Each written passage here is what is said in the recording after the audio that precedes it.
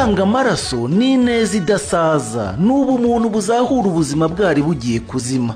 Niyo mpamvu rero twese dushishikarizwa kugira umutima utabara, tugatanga amaraso ahabwa indembe.